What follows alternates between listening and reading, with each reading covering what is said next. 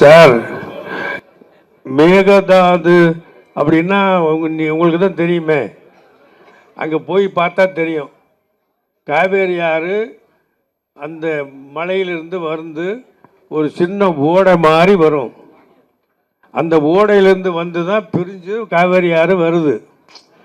இந்த ஓடை மாதிரி வாரி மாறி வரக்கூடியதை ஒரு ஆடு இங்கேருந்து அங்கே தாண்டும். அதுக்கு பேர் ஆடு தாண்டும் பாடம்னு பேர். ஒரு ஆடு இங்கேருந்து அங்கே தாண்டுற அளவுக்கு தான் அந்த ஓடை இருக்குது. அங்கே பார்த்தா தெரியும்.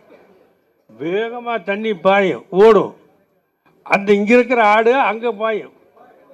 அந்த ஆடு தான் அங்கே தாண்டுற அளவுக்கு தான் அந்த ஓடை இருக்குது, வாரி இருக்குது. அதுதான் ஆடு தாண்டும் பாலத்தை தான் மேகதாதுன்னு சொல்லிக்கிட்டு இருக்கிறாங்க. இப்போது அதில் வந்து டேம் கட்டுறதாக அங்கே உள்ள முதலமைச்சர் பேசிக்கிட்டு இருக்கிறாரு. அந்த டேம் அங்கே கட்டப்பட்டால் காவேரி இப்போ வரக்கூடிய காவேரி தண்ணீரை டேம் கட்டி இங்கே வர விடாமல் அங்கேயே திருப்பி விடக்கூடிய முயற்சி நிச்சயமாக பண்ணுவாங்க. அதில் எந்த சந்தேகம் கிடையாது. டேம் கட்டுறது நோக்கம்னா தண்ணியை பாதுகாக்க, தண்ணியை பிரித்து கொடுக்க தானே. அப்போ வரக்கூடிய மேகதாதுக்கு அணை கட்டிட்டாங்கன்னா அந்த இடத்திலிருந்து, அந்த அணையிலிருந்து நீர் வந்து காவேரிக்கு வராது. காவேரியில் இதுவரைக்கும் வந்தக்கூடிய இப்போ அதிகமான எக்ஸ்ட்ரா தண்ணி தான் வருதுன்னு கூட இப்போ சொல்கிறோம். அது கூட வராது, வராமல் கூட பண்ண முடியும். ஏன்னா அணை கட்டிட்டாங்க. அணை கட்டிட்டு அங்கே ஆயிரக்கணக்கான லட்சக்கணக்கான ஏக்கர் பக்கம் திருப்பி விட முடியும்.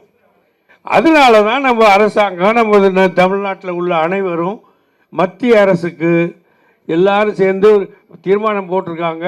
எல்லா கட்சி சார்பாக மத்திய பிரதமரத்தில் போய் கூட்டு சேர்ந்து எல்லா சார்பாக போகணும். எதிர்கட்சி தலைவர் சொன்ன கருத்தை ஏற்றுக்கிட்டு தீர்மானம் போட்டிருக்காங்க.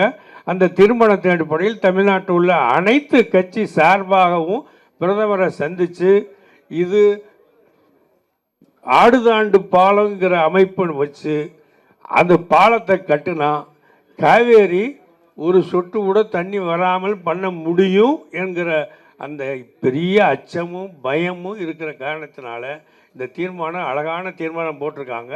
அந்த தீர்மானத்தை நடைமுறைப்படுத்துவதற்கு பிரைமணியத்தில் நாங்களும் வற்புறுத்துவோம். பிரைமணியத்தில் நாங்கள் முஸ்லீம் லீக் சார்பாகவும் நாங்கள் சொல்லுவோம்.